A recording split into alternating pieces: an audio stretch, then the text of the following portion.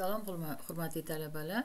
Bugungi mavzuyimiz parazitlarning ko'payishi, hayot davomiyligi, rivojlanish sikllari, adaptatsiyalari va devastatsiya ta'limotini o'rganishga bag'ishlanadi.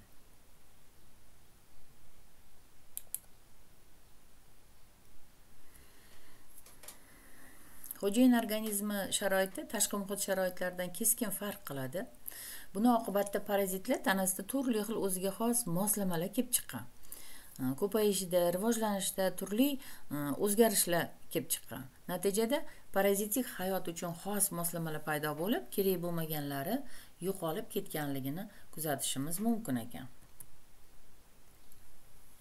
Parazitlikka o'tishdagi morfologik adaptatsiyalar evolyutsion xarakterga ega.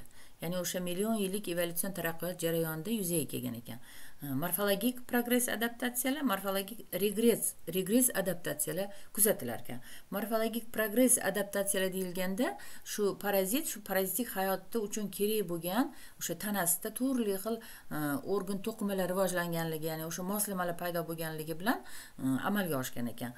Bunga o'sha parazitlardagi so'rg'ichlar, turli xil ilgaklar, ilmoqlar, ketinli tishchalar va hokazo o'sha parazitik hayot uchun kerak bo'lgan moslamalarning paydo bo'lganligini, morfologik regress adaptatsiyalar deyilganda, ya'ni shu parazitlik hayot uchun kerak bo'lmagan organ, to'qimalarni, o'sha moslamalar yo'qolib ketganligi, masalan, o'sha ayrim endoparazitlar uchun qanot kerak emas, turli xil rang beruvchi pigmentatsiyalarni kerak emasligi va hokazolarni misol qilib ko'rsatishimiz mumkin ekan.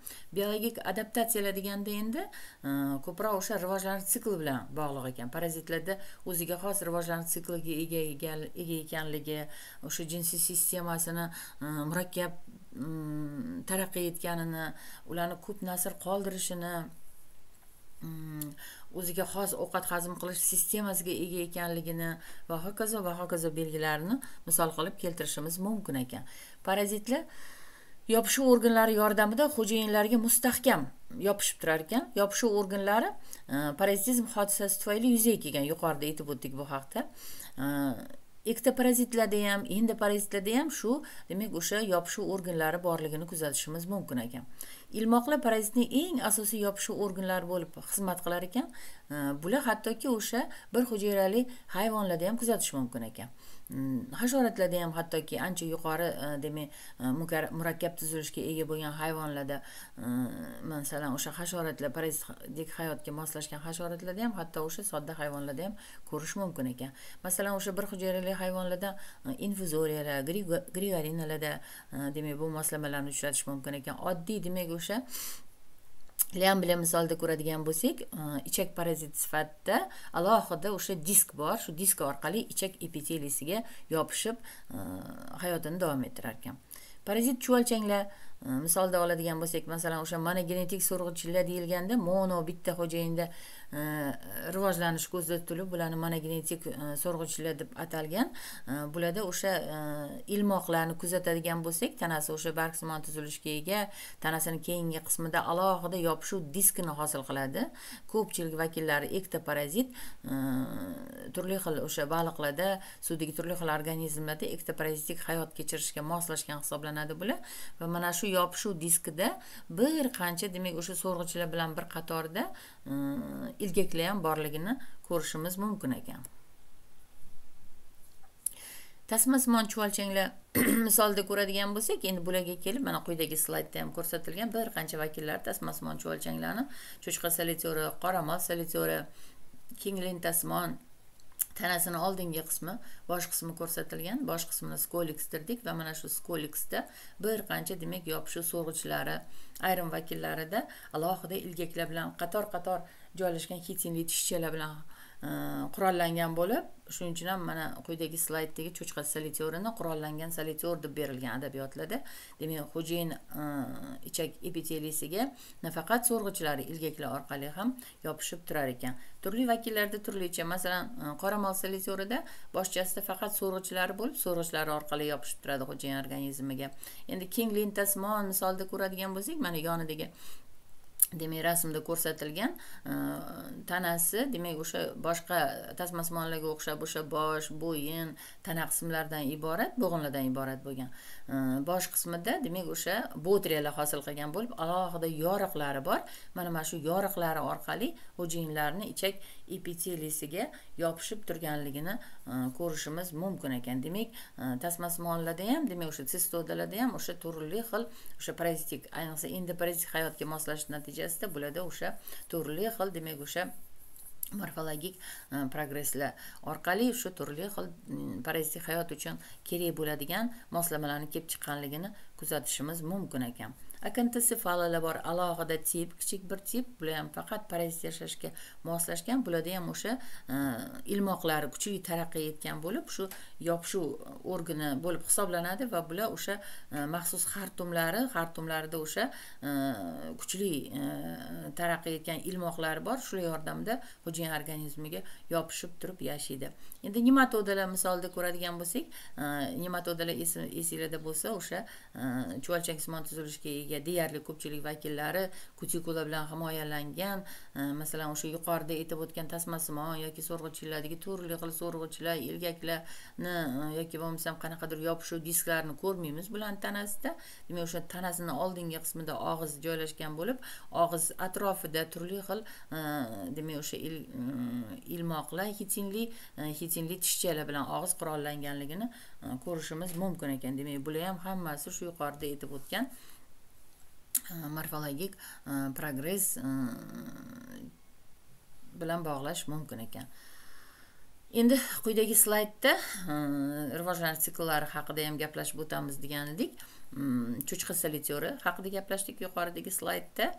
Mana tanasining oldingi qismida demak o'sha boshchasi yumaloq shaklda kichkina boshchasi bo'lib, bir necha, masalan 2 mm atrofida bo'lsin, so'rg'ichlarini, masalan o'sha ichak epiteliysiga yopishadigan mana ilgaklarini aniq ko'rishimiz mumkin. Bularda demak o'sha asosiy xo'jayinlar, oraliq xo'jayinlar bor dedik. Bularni cho'chqa tasmasimon deyilishiga sabab asosiy oraliq xo'jayini cho'chqalar hisoblanadi. Odamlarni ingichka ichagida parazitlik qiladi va ichak parazit sifatida ingichka ichakda ozuqa yetarli, cheksiz, chegarasiz ozuqani qabul qilib, jinsiy voyaga yetib, avlod bera boshlaydi. Mana tanasining keyingi qismida quyidagi rasmda keltirilgan yetilgan bo'g'inda demak o'sha faqat bachadon va atrofida yon shoxlarga ega bo'lib, ichi to'la otalangan tuxumlar bilan to'lgan bo'lar ekan. Bu tashqi muhitga chiqadi. Tashqi muhitga chiqib, atrof muhitni ifloslantiradi ozuqasi orqali, cho'chqalar ozuqa orqali, yem xashaga orqali, boshqa moddalar orqali yevarishi natijasida oshqozonga boradi. Demak, chiqqan otalangan tuxum qobig'i erib, onkosfera degan lichinka chiqadi. U demak ilmoqchali, buni ham 6 ta ilgaklari bo'ladi. Ilgak orqali ichak epiteliyasini teshib, qon oqimiga o'tadi va qonda migratsiya qilib butun tanada to'qimalarga borib, turli xil finnalar hosil qiladi. Qachonki odamlar mana shu finnalangan go'shtlarni yeb, sistiserk deyiladi. Kasallangan hayvonlar sistiserkoz bilan kasallanibdi deyiladi.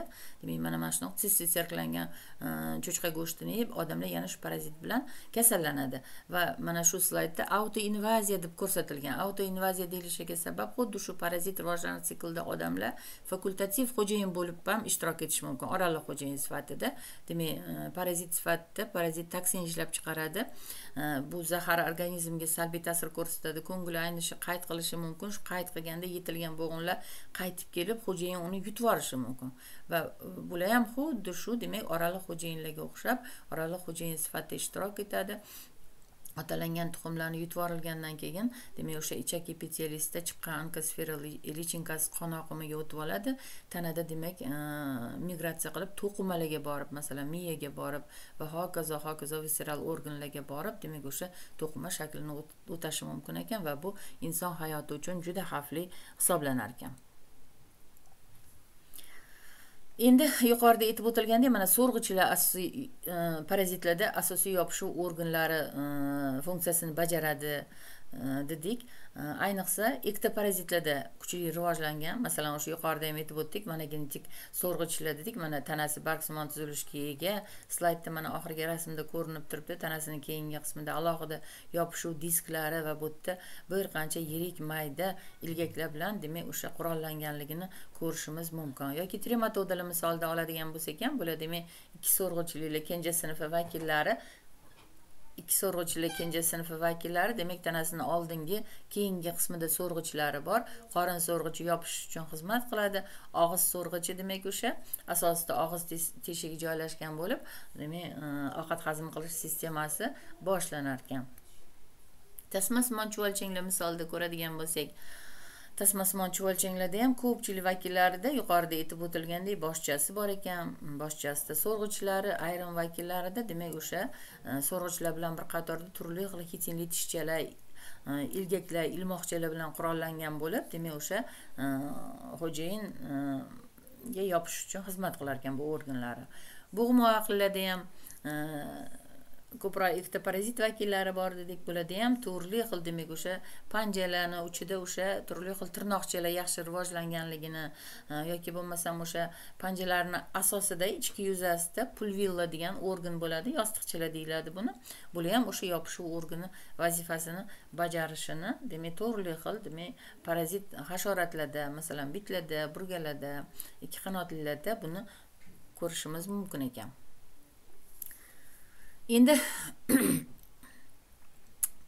yuqorida aytib o'tilgan so'rg'ichlar bo'g'im oyoqlarda ham kuzatilar ekan. Masalan, quyidagi slaydda bir qancha parazit vakillar keltirilgan.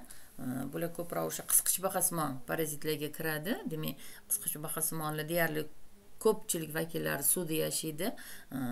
Bir qancha demak o'sha erkin yashaydigan vakillar bilan bir qatorda parazitlikka o'tgan vakillari ham bor. Bularda o'sha jag'lari ko'proq o'sha pastki jag'lar, maksillalar turli xil so'rish apparatlarini hosil qilganligini ko'rishimiz mumkin ekan.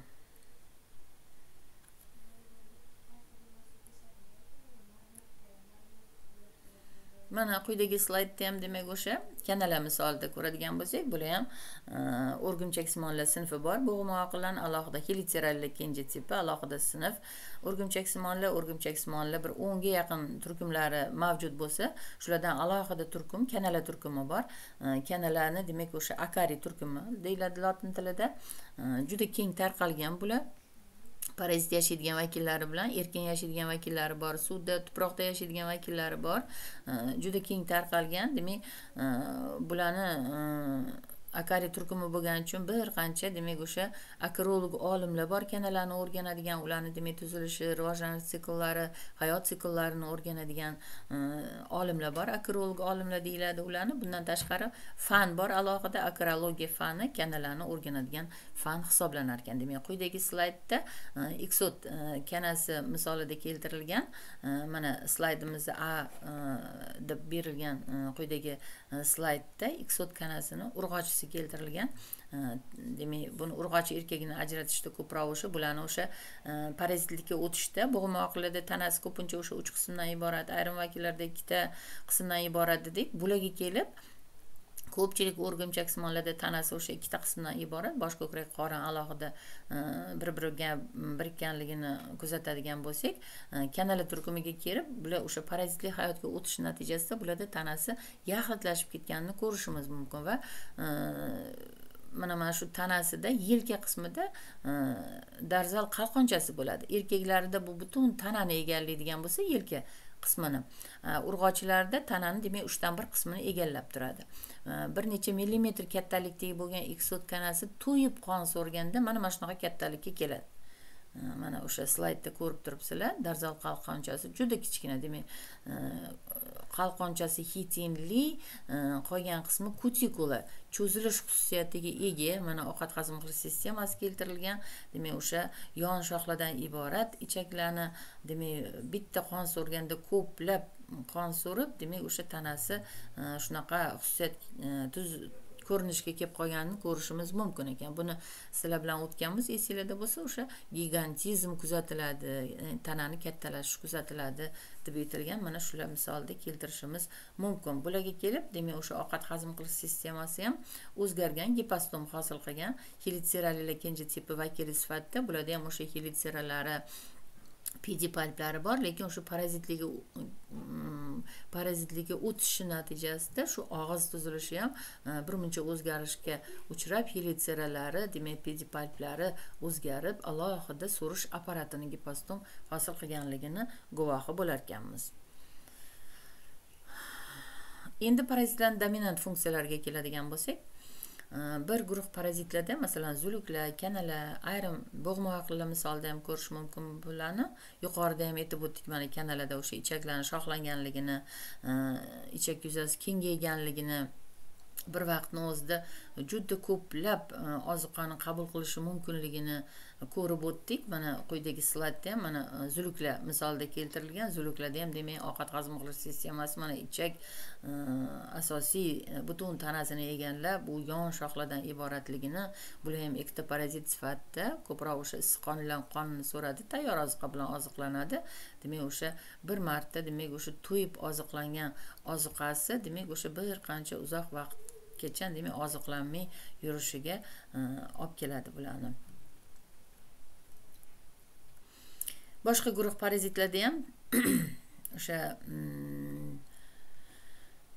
masalan, yuqorida aytganmiz, yaxshi rivojlangan murakkab, demak, o'sha ovqat hazm qilish sistemasiga ega, o'sha yon shoxlardan iboratligi, elastikligi, cho'ziluvchanligi deydigan bo'lsak, ayrim vakillarda buni teskarisini ko'rishimiz mumkin. Masalan, o'sha tasmasimonlar yuqorida ham eslab o'tdik.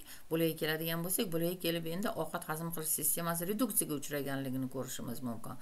Demak, bular ichak paraziti sifatida tasmasimonlar ko'proq o'sha asosiy xo'jayinlarni ichakda parazitlik qiladi. Lentasimon shakli, ya'ni o'sha asosiy xo'jayinlarida parazit o'sha cheksiz chegarasiz ozuqani ichida, cheksiz chegarasiz ozuqani qabul qiladi, jinsiy voyaga yetadi, avlod beradi deymiz. Demak, tasmasimonlarda, demak, o'sha tanasi yuqorida ham aytib o'tdik, bosh, bo'yin, proglotitlardan iborat bo'lsa, demak, o'sha alohida ovqat hazm qilish sistemasi yo'q, reduksiyaga uchragan ekan. Bular o'sha teri muskul xaltasi, bular ingichka ichakda parazitlik qiladi, ozuqasi xo'jayinning ozuqasiga teng sherik, cheksiz chegarasiz, demak, o'sha uglevod, vitaminlarga boy bo'lgan xo'jayinning ozuqasini cheksiz chegarasiz qabul qilib, demak, o'sha jinsiy voyaga yetib avlod berar ekan. Teri muskul xaltasi shunga moslashgan bo'lib, mikrotriyalar hosil qilgan bo'ladi va shular orqali cheksiz chegarasiz ozuqani qabul qilib, jinsiy voyaga yetib avlod beradi. Yoki trematodalar yuqorida ham aytib o'tdik, demak, o'sha so'rg'ichillar bularda ham, demak, ichaklar ancha qisqarganligini ko'rishimiz mumkin ekan. Mana quyidagi slaydlarda, demak, o'sha bir qancha parazitlarning umumiy ko'rinishi, masalan, o'sha mana genetik so'rg'ichliklardan trematodalar mana o'rtasida shistosomalar rivojlanish sikllariga ham to'xtalib o'tamiz degandik. Shistosomoz kasalligini keltirib chiqaradi. Shistosoma avlodi vakillari, bular ham yassi chuvalchanglardan tipi, sinf trematodalar deyarli germafrodit deymiz. Parazit, demak, shistosomalar ayrim jinsli hisoblanadi. Masalan, o'sha urg'ochilari erkaklarning ichida yashashga moslashgan shistosomalar ko'proq o'sha qon bilan oziqlanadigan parazitlar hisoblanadi. Vena qoni hisobiga oziqlanadi bular. Kasallangan odamlar ko'proq tropik mamlakatlarda uchraydi. Kasallangan odamlar, demak, o'sha cho'milayotgan paytda o'sha sido ajratish natijasida parazit tuxumlari chiqadi. Tashqi muhitga chiqqan tuxumlardan, otalangan tuxumlardan lichinka chiqadi. Meratsid degan, masalan, bargsimon tuzilishga ega. Mana slaydda ko'rib turibsizlar, tukchalar bilan qoplangan, suvda suzib yurib oraliq xo'jayinga kiradi. Oraliq xo'jayinlari qorin oyoqli mollyuskalar hisoblanadi. Bularda, demak, keyingi bosqich ko'paya boshlaydi. kipriklarini tashlab noaniq forma sporatista hosil qiladi. Sporatista ichida rediyalar, rediyalar ichida sirkariyalar va sirkariyalar tashqi muhitga chiqib, dumchalari bor, suzib yurib, metatsirkariyalarga aylanadi va bular demak o'sha parazitlarning xo'jayinlarga kirishi deganda sizlar bilan og'iz orqali endogen, teri orqali ekzogen kiradi degan terminlar haqida gaplashib o'tib ketgandik. Demak, metatsirkariyalar boshqa sog'lom odamlarga demak o'sha cho'milgani kelganda o'sha suvni yutishi natijasida yoki bo'lmasam mustaqil terini teshib qon oqimiga o'tib olib, demak qonda tanada migratsiya qilib o'sha siydik pufaga borib qon hisobiga oziqlana boshlar ekan. Cheksiz chegarasiz ozuqasi bor. Shu ozuqa bilan oziqlanib, demak yana avlod bera boshlar ekan. Demak, parazit shistosomoz kasalligini keltirib chiqarar ekan. Shistosom avlodi vakillari parazitlar kasalliklar bilan tanishganda bu haqida gaplashdik sizlarga. Demak, asosiy xo'jayinlari, defensiv xo'jayinlari odamlar hisoblanar ekan, oraliq xo'jayinlari qorin oyoqli mollyuskalar hisoblanar ekan. Bir guruh endoparazitlarda hazm organlarini reduksiyalanib ketishiga sabab bu parazitlar tayyor holdagi suyuq ozuqa, masalan qon, limfa suyuqligi, o't suyuqligi, tana shirasi hisobiga oziqlanishi ekan. Ular tayyor oziqani osmotik usulda qabul qilib yashashga moslashgan ekan. Parazitlarni hayot faoliyatidagi dominant funksiyalarga keladigan bo'lsak, bularni demak o'sha muhim funksiyalardan biri bu ko'payish ekan. Ya'ni avlod qoldirish. Yuqorida aytdik, demak parazitlar cheksiz chegarasiz ozuqani ichida, demak cheksiz chegarasiz ozuqani xohlagancha qabul qiladi, jinsiy voyaga yetadi va avlod beradi. Parazitlarda germafroditizm, jinsiy organlarni yaxshi rivojlanganligi hamda serpushlik hodisalari yuqori darajada. Mana shular hammasi parazitni dominant funksiyalariga kirar ekan. Ma'lumki, parazitlar xo'jayini turli to'qima va organlarida parazitlik qiladi. Shunga ko'ra, ayrim jinsli parazitlar hamma vaqt ham bir-biri bilan jinsiy qo'shilish imkoniyatiga ega bo'lmay qolardi, parazit bo'lsa agar. Bu holat ularning nasl qoldirishini qiyinlashtirardi, tur sifatida yashashini cheklab qo'yishi mumkin edi. Shunaqa noqulaylikni evolyutsion taraqqiyoti o'zi bartaraf qilib qo'ygan. Ya'ni parazitlarni ayrim jinslidan ko'pchilik vakillarni o'sha germafroditlikka o'tganligida ko'rishimiz mumkin ekan. Germafrodit organizmlarda avlod qoldirish bu kafolatlangan endi. Ko'pchilik parazitlar nihoyatda serpusht, juda ko'p miqdorda tuxum qo'yadi. Bu xususiyat quyidagi ikkita holat bilan belgilanadi. Birinchidan, parazitlar cheklanmagan oziq moddasi ichida uni cheklanmagan miqdorda qabul qiladi. Bu ularning jinsiy organlarini, o'sha jinsiy sistemasini yanada rivojlanishi va faoliyatini kuchayishiga olib keladi. Ikkinchidan, tabiiy tanlanish davomida parazitlarda xo'jayin organizmiga tushish imkoniyatini kengaytiruvchi xususiyatlar kelib chiqqan. Bu ularni nasldorligi bilan belgilanadi. Ko'p nasl qoldirgan parazitlargina tabiiy tanlanish davomida tur sifatida saqlanib qolgan. Ko'p nasl qoldirish parazitlarga xos bo'lgan o'sha yuqorida aytib o'tgan dominant funksiyalardan muhimi hisoblanar ekan. Mana quyidagi slaydda ham demak o'sha yuqorida aytib o'tilgan tasmasmonlar misolda keltirilgan parrandalarda parazitlik qiladigan davaniya avlodi vakillari hamda odamlarda parazitlik qiladigan kalta zanjirsimon chuvalchang bor, Giminolepis nana. Demak, shundan keltirib chiqaradigan kasalligini giminolepidoz deymiz. Juda xavfli hisoblanadi. Keyingi paytda bolalarda bu parazit bilan zararlanish juda ko'p uchrayapti. Bu haqda o'sha tibbiy ma'lumotlardan ham ko'rishingiz mumkin. Mana ichak paraziti sifatida buni o'ta xavfli tasmasimon chuvalchang hisoblanadi. Bu mana ichak formasini ko'rib turibmiz. Mana ichakda cheksiz chegarasiz ozuqani qabul qiladi, tuxumlar qo'yyapti. Otalangan tuxumlar axlat orqali tashqariga chiqish bilan bir qatorda bu parazitda bitta xo'jayinda rivojlanish xususiyati ham bor. Demak, tuxumlardan chiqqan lichinkalar xo'jayinning ichak epiteliyasiga kiryapti. Demak, o'sha yerda turli xil sitsitsir hosil qiladi. Ma'lum vaqt o'tgandan keyin yana ichak formasi chiqadi. Demak, kasallangan bolani parazit ichak formasi borligida tushirish mumkin, lekin tuxumdan chiqqan lichinkalar ichak epiteliyasiga o'tib olgan edi. bu gelmintdan forig' qildik deymiz, ma'lum vaqtdan keyin demak o'sha to'qima formalari yana ichakka chiqib shu parazitligini davom ettirilar ekan. Demak davolashi giminolipidoz bilan zararlanganda qayta o'tkazish kerak ekan.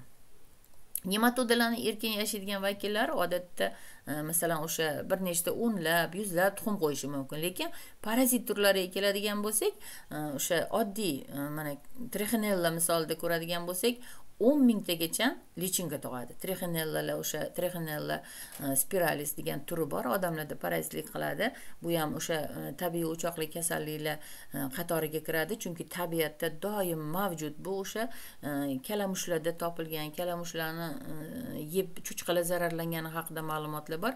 Qachonki odamlar shu cho'chqalar trichinella kapsulalari bilan zararlangan cho'chqa go'shtini yeb, odamlar shu parazit bilan zararlanishi mumkin va odamlarga o'tgandan keyin odamlar ham demak o'sha shu parazit bilan xuddi yuqoridagi giminolipidozga o'xshab ichak formasi, to'qima formalari ko'rish mumkin. O'sha to'qimalarda turli xil demak o'sha kapsulalar hosil qilib tirik tug'adi bular. Eng xavflisi tuqqan lichinkalar ichak epiteliyasiga o'tib kapsula formasiga o'tib oladi va juda og'ir parazitar kasallik hisoblanadi. Yoki bo'lmasam millionlab tuxum qo'yadi bu parazit sifatida. Endi odam askaridasi misolda ko'radigan bo'lsak, odam askaridasi ham odamlarning ichki ichagida parazitlik qiladi. Yuqorida aytib o'tganimizdek, o'sha odam askaridasi faqat odamlarda, obligat xo'jayini odam askaridasida odamlar hisoblanadi. Bundan tashqari shu askarida avlodiga kiradigan boshqa turlari bor. Masalan, cho'chqa askaridasi cho'chqalarning ichki ichagida, ot askaridasi otlarning ichagida parazitlik qiladi. Demak, o'sha parazit xo'jayin munosabatlari kelib chiqadi. Parazitlar o'zlarini o'sha obligat xo'jayinlaridagina o'sha haqiqiy parazitlikni amalga oshira oladi. Yuqorida aytgan o'sha millionlab, minglab tuxumlarni qo'yish asosan shu o'zini obligat xo'jayinlarida amalga oshadi. Demak, odam askaridasi ham bir kecha kunduzda kasallangan odamda 250 mingga yaqin tuxum qo'yadi. Endi hayot davomiyligi kelsak, masalan, odam askaridasi 5-6 oy hayot kechiradigan bo'lsa, mana shu hayoti davomida 50-60 millionga yaqin tuxum qo'yadi. Endi kasallangan odam tasavvur qiling, atrof muhitda ifloslantiradi va shu qo'yilgan minglab, millionlab demak tuxumlar ma'lum bir qaysidir bir darajasi tabiatda saqlanib qoladi va ular xo'jayinlariga o'tib yana hayotini davom ettiradi. Serpushlik tasmasimon chuvalchanglarga ham xos. Masalan, cho'chqa tasmasimoni o'zini hayoti davomida 200-300 millionlab tuxum qo'yadi. Qoramol tasmasimoni misolida ko'radigan bo'lsak, bular ham demak o'sha bir kecha kunduzda 500 millionlab, bir yil davomida 440 million. Hayot davomiyligi tasmasimonlarda demak o'sha kuzatuvlarga qaraganda 10-15 yil xo'jayinida yashab, demak o'sha hayotini davom ettira oladi degan ma'lumotlar bor. Masalan, o'sha 10-15 yil hayot davomida 10 milliard 700 millionga yaqin tuxum qo'ygani haqida adabiyotlarda ma'lumotlar bor ekan. Yoki ankilostomalar misolida ko'radigan bo'lsak ham, masalan, bir sutka davomida 25 minglab, fasolalar o'sha jigarda parazitlik qiladigan so'rg'ichlar misolida ko'radigan bo'lsak, 48 mingga yaqin tuxumlar qo'yish haqida ma'lumotlar bor ekan. Ba'zida oddiy termik ishlov yetarli bo'lmagan parazitar kasallik bo'lmaganda parazitar kasalliklar tarqalib ketishi mumkin ekan. Masalan, o'sha apistarxoz, diflobatrioz va boshqa parazitlar misolida misol keltirishimiz mumkin ekan bularga. Quyidagi slaydda mana o'sha odamlarda parazitlik qiladigan ankilostoma avlodi vakillari bor. Qiyshiq bosh nematoda deyiladi. To'garak chuvalchanglarga kiradi bular. To'garak chuvalchang sifatida mana ayrim jinsli urg'ochisi erkaklari kichikroq, jinsiy dimorfizm yaqqol ifodalanganligini ko'rishimiz mumkin. Mana tanasining oldingi qismi bosh tomoni ko'rsatilgan. Yuqorida aytib o'tdik, turli xil o'sha mana og'iz tomonida hitinli tishchalarni ko'rishimiz mumkin parazitni va quyida rivojlanish sikliga keltirilgan ankilostomalar ichak paraziti sifatida yuqorida aytib o'tilgandek axlat orqali tashqi muhitga chiqadi. Demak, tuproqqa tushadi, otalangan tuxumlar tushgandan keyin lichinka chiqadi va bular saprofit oziqlanadi. Demak, bularda esingizda bo'lsa, o'sha parazitizm hodisalarini o'tganda o'sha larval parazitizm, imaginal parazitizm degandik. Mana imaginal parazitizm shu ankilostomalarga xos ekan. Lichinkasi erkin bir necha marta po'st tashlagandan keyin invazion holatga kelar ekan, ya'ni o'sha kasallantirish xususiyatiga ega bo'lgan lichinka bularni demak turli xil ozuqalar orqali endogen yutib olishi mumkin ekan, odam organizmiga kirishi mumkin ekan, yoki bo'lmasam mustaqil terisi orqali, demak ko'proq o'sha yalang'oyoq yurganda yoki o'sha turli xil ekin-tikinlar bilan oyoq yalang ishlaydigan odamlarda, demak o'sha terisidan, demak o'sha mustaqil teshib, mana shunaqa hitinli tishchalari bor ekan, demak teshib qon oqimiga o'tib olar ekan, qon orqali tanada migratsiya qilib, demak o'sha ichakka borib joylashib, cheksiz chegarasiz ozuqasiga sherik xo'jayinini jinsiy voyaga yetib va avlod berishini ko'rishimiz mumkin ekan. Quyidagi slaydda ham demak o'sha zuluklar ikkita parazit sifatida aytib o'tdik. Mana bularda ham o'sha ovqat hazm qilish sistemasi, ichaklar dedik, butun tanasini egallab turibdi. Bular ikkita parazit, ko'proq o'sha suvdagi organizmlarda, masalan, mana baliqlarda parazitlik qiladigan zuluklar misolida keltirilgan, bir qancha vakillari keltirilgan, masalan, o'sha tibbiyot zulugi. Xo'p, o'sha boshqa soxta pillali zuluklar, baliq zuluklari demak umumiy ko'rinishi keltirilgan ekan. Bular hammasi ikkita parazit sifatida issiq qondan qonni so'rashga moslashgan ekan.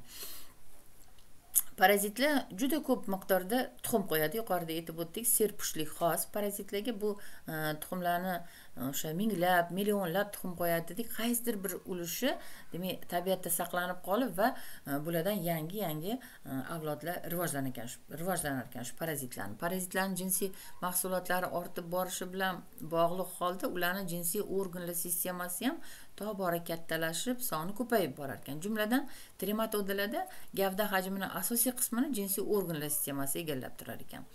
Tasmasimon chuvalchanglarda u butun proglotitlar yuzasini egallar ekan. Har bir proglotitda demak ularda o'sha erkakli urg'ochi jinsiy sistemasi egallaganligini ko'rishimiz mumkin ekan. Murakkab demak jinsiy sistemaga ega ekan. Yuqorida demak o'sha parazitlar ulardagi o'sha turli xil moslashish belgilari haqida gaplashib o'tdik. Endi yana bitta mavzuchamiz bor, devastatsiya deyiladi. Bu demak o'sha devastatsiya so'zining ma'nosi bor. Bu lotin so'zidan olingan bo'lib, qirish, yo'qotish, bo'shatish degan ma'nolarni bildiradi. Odamlarda, hayvonlarda turli xil o'sha invazion, infeksion kasalliklar uchraydi dedik. Shu kasalliklarni tugatishga qaratilgan chora-tadbirlarga demak devastatsiya deb atalar ekan va bu o'z ichiga bir qancha kompleks tadbirlarni olar ekan, juda keng tashkil qilinar ekan. Bu turli xil demak soha, demak o'sha davlat tomonidan tashkillashtiriladigan tadbirlar hisoblanar ekan. Devastatsiya terminini birinchi bo'lib gelmintolog, parazitolog olim Skrabin tomonidan fanga kiritilgan ekan. Odam va hayvonlardagi gelmintoz kasalliklarini tugatishga qaratilgan chora-tadbirlarni o'z ichiga olar ekan. Bu tadbirlar profilaktika ishlarida qo'llanilar ekan. Quyidagi prinsiplarga ega ekan. Faol parazitlarni butunlay tugatishni o'z ichiga olar ekan va passiv odam va hayvonlarni himoya qilish, invaziya agentlari bilan bo'ladigan kontaktdan ularni chegaralash kabi tadbirlarni o'z ichiga olar ekan. Faol profilaktika deganda parazitlik qilishga o'tgan ma'lum zoologik tur bor, parazit turi bor.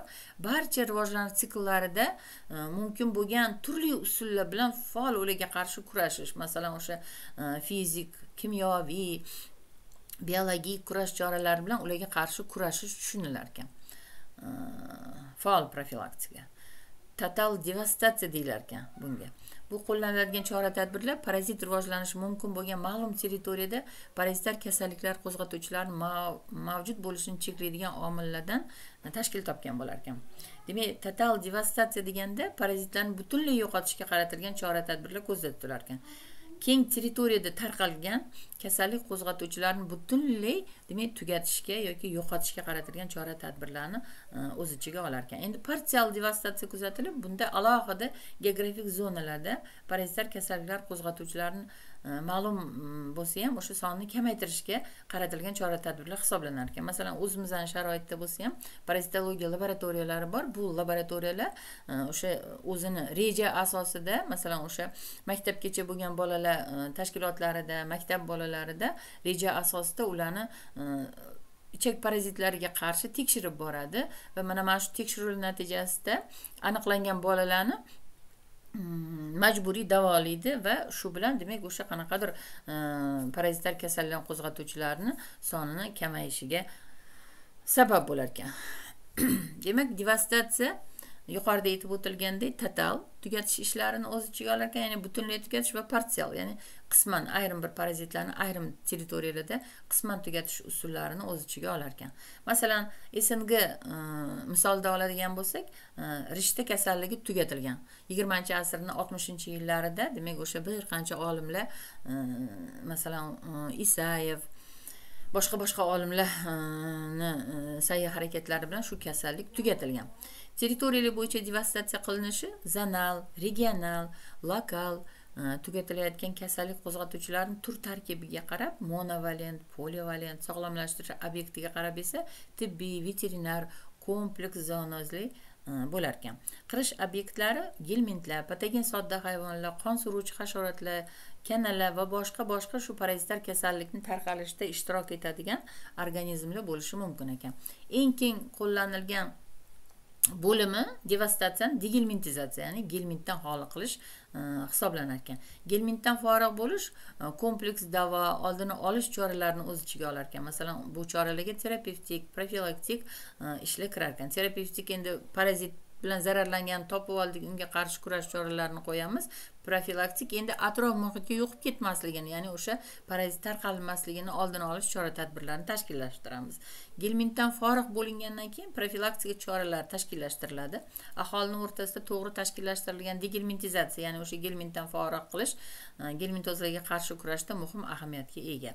Yana ham keng degelmintizatsiya ishlarini amalga oshirish aholini nafaqat gelmintdan forig' qilish ishlari bilan bog'liq, ya'ni o'sha atrof muhitni degelmintizatsiyasini o'z ichiga oladi. Ya'ni o'sha masalan o'sha tashqi muhitga chiqib tuproqni ifloslanishi mumkin, sabzavot meyvalarni, suvlarni ifloslanishini oldini olish chora-tadbirlarini ham o'z ichiga oladi.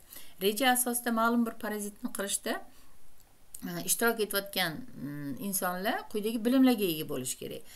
Birinchidan, kasallik qo'zg'atuvchi parazitning biologik xususiyatlarini yaxshi bilishi, parazitar kasalliklarning epidemiologiyasi to'g'risida aniq tasavvurga ega bo'lishi, diagnoz qo'yishni ratsional usullarini va davolashda inson hayoti uchun xavf tug'dirmaydigan samarali, zararsiz usullardan foydalanishni bilishi kerak. Kasallikdan ajraladigan turli xil ajratmalar, bu o'sha parazit ajratayotgan tuxum, lichinkalari, turli xil sistalar bo'lishi mumkin. O'sha tashqi muhit shundan himoya qilish yo'llarini bilish kerak. Ma'lum parazitga qarshi ilmiy asoslangan ishlanmalar ishlab chiqish kerak. Aholini sanitariya gigiyena qoidalari bilan kengroq tanishtirish kerak. Shu qilinadigan tadbirlarga ko'proq mutaxassislarni, masalan, tibbiyot xodimlari, veterinariya xodimlari, zootexniklar, umuman shu soha bilan bog'liq bo'lgan mutaxassislarni ko'proq demak jalb qilib, shu ishlarni amalga oshirgandagina demak o'sha samara berishi aniqlangan ekan. Endi quyidagi slaydda sizlarga bir qancha mavzu bo'yicha savollar tashladim. Shu savollarga javob berib, o'zinglarni sinab ko'rishinglar mumkin. Parazitlar parazitik hayotga moslashishda qanaqa o'zgarishlar kelib chiqar ekan tanasida gaplashdik bu haqda sizlar bilan. Morfologik regress, morfologik progress so'zi nima ekan? Misollar keltirishinglar mumkin. Biologik adaptatsiyalar qanaqa adaptatsiyalar ekan? Morfologik bilan bir qatorda bir nechta parazitlar misolida demak ularni rivojlanish sikllari, hayot davomiyligi, ularning dominant funksiyalarini izohlab berishinglar mumkin. Devastatsiya so'zining ma'nosi nima ekan? Devastatsiya ta'limoti kim tomonidan ishlab chiqilgan ekan? Qanaqa xillari bor ekan devastatsiyani va tashkillashtirishda qanaqa bilimlarga ega bo'lish kerak ekan, qanaqa qilib tashkillashtirish kerak ekan? Shu savollarga demak javob topsanglar, mavzuni chuqur egallab olgan bo'lasizlar. E'tiboringiz uchun rahmat.